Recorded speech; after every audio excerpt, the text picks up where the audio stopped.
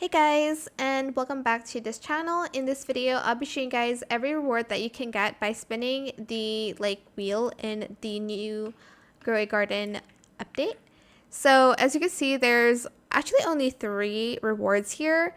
So these are the odds that you can, well, these are the odds as you can see here. Sorry, I'm lagging in the brain a little. But basically, these ones are the Carnival eggs that you can get.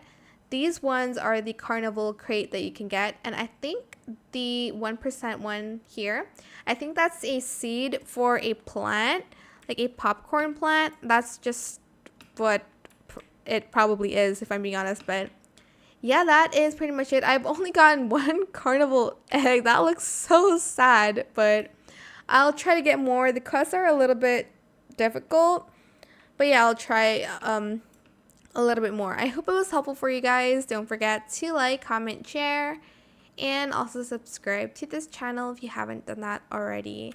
If you have any more questions about this video, just leave it in the comment section down below. I will try my best to answer them all for you guys.